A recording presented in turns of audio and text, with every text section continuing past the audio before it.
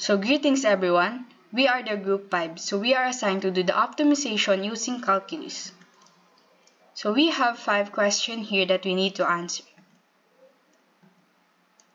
For number 1, find the two numbers whose sum is 120 and whose product is a maximum. So we will have x plus y equals 120, then p is equal to x times y. So p is equal to x times the quantity 120 minus x. So we will have 120x minus x squared. Then find the first derivative.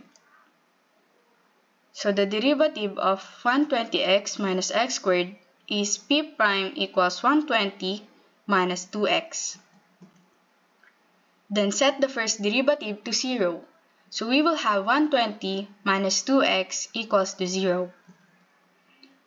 Then negative 2x equals negative 120 because we transpose the 120 to the right. So we will have x equals 60 because we will divide both with negative 2.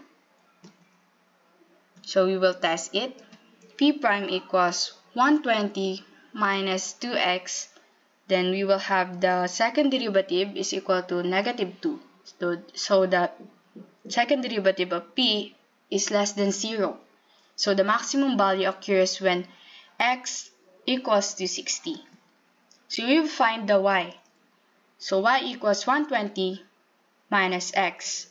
So earlier we found out that the x is 60. So we will substitute it. So it will become 120 minus 60 is equal to 60.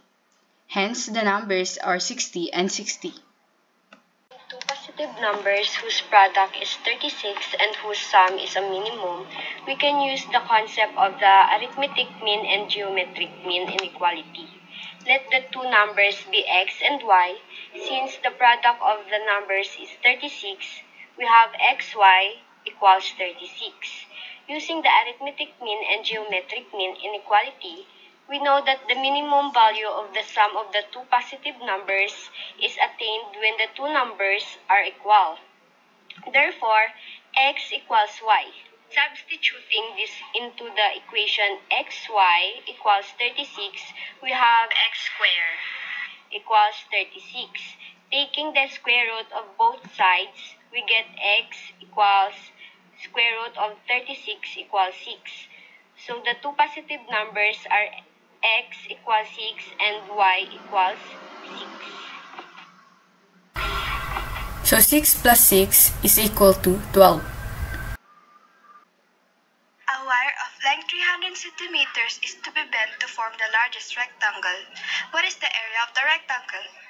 So in this question, we need to find the length, width, and also the perimeter area. So our formula is P equals 2x plus 2y.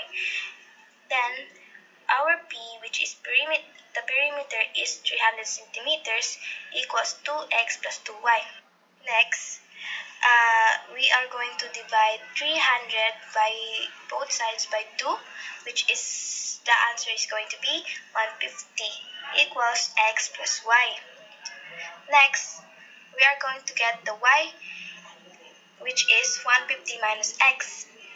Next, to get the area, we are going to use the formula A equals xy.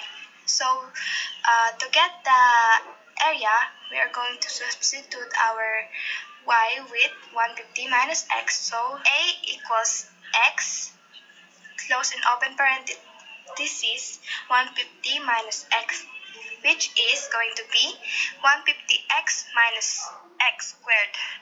And after that, we are going to get our derivative, which is going to be 150 minus 2x. Then we will test the second derivative is negative 2, and second derivative less than 0, which is going to be 150 minus 2x equals to 0.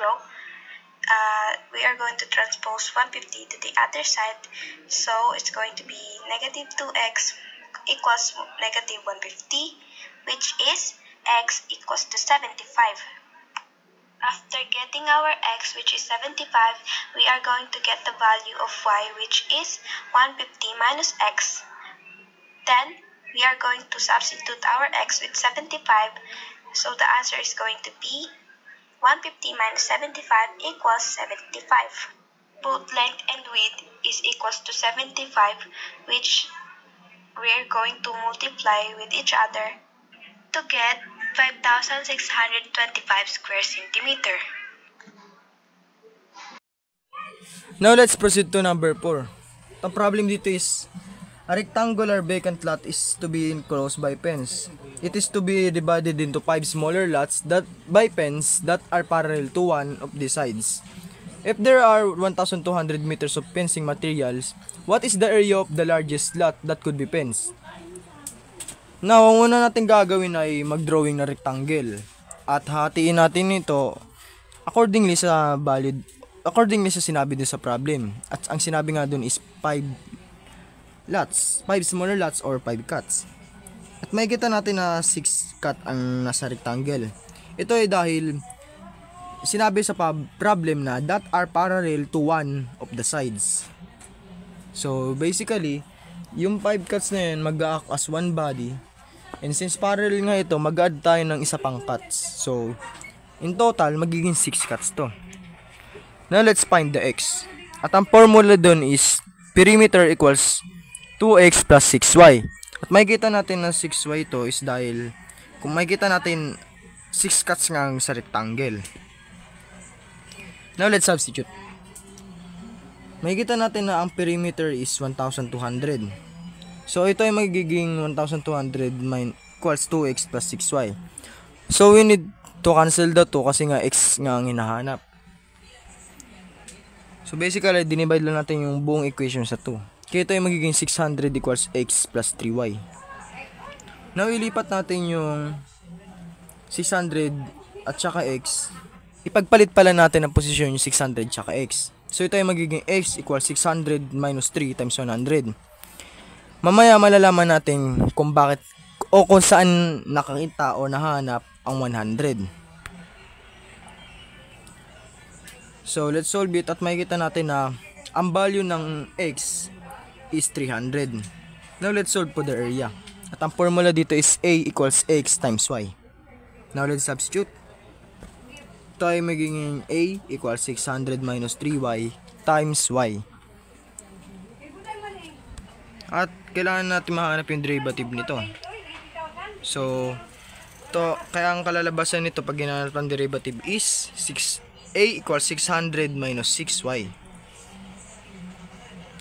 So, makikita natin na ang derivative is negative 6. Now, let's equate it to 0. Yung 600 is ililipat lang natin doon sa posisyon ng 0. So, ito ay magiging negative 6y equals negative 600y. So, para makuha lang natin ang y is i-divide natin ito sa negative 6, yung buong equation. Kaya ito ay magiging y equals 100. At yun ang dahilan kung bakit merong 100 sa tabi ng 3. Now, makikita natin na sa problem is merong what is the area of the largest lot that could be fenced. So, gagamitin ulit natin yung formula for the area which is yung a equals x times y. Now, let's substitute yung value ng x tsaka y. Kaya tayo magiging 300. A equals 300 times 100. Now, makikita natin na ang kinalabasan nito is 30,000 meters squared. At makikita din natin na ang the maximum value occur at y equals 100. Now, nasagot na natin yung huling tanong dun sa problem. At masasabi natin na the largest lot that could be fenced is 30,000 meters squared. So for number 5, find the area of the largest rectangle that can be inscribed in the ellipse. So x squared over 144 plus y squared over 625 equals 1. So the length is 2x and the width is 2y. So we will find the area, which is length times width is equals to 4xy. Y squared over 625 equals 1 minus x squared over 144. We will have y squared equals 625 times the quantity of 1 minus x squared over 144. So, i-square natin siya both para matanggal yung squared. So, we will have y equals square root of 625 times the quantity of 1 minus x squared over 144. So, we will have the area ulit. Substitute lang natin yung y. So, we will have a prime equals 4x times square root of 625 times the quantity of 1 minus x squared over 144 is equal to 0. Equate po natin siya sa 0. So, x equals, magiging sagot po natin dyan is x equals to square root of 12 over square root of 2. So, we will have then 6. Since the square root of 12 is 6, then square root of 2. So, since the x is 6 square root of 2, we will have y. So, yung earlier, yung y natin, yung x natin doon is sa substitute natin yung nakuha nating x, which is 6 square root of 2. So, we will have square root of 625 times the quantity of 1 minus 6 square root of 2 squared minus 144. So, we will have 25. So, we will have y equals 25 square root of 2 over 2.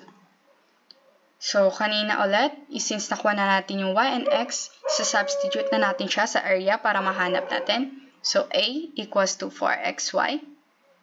So, we will have 4 times 6 square root of 2 then times 25 square root of 2 over 2. We will have 600 square units. So, the area of the largest rectangle that could be inscribed in the ellipse is 600 square units.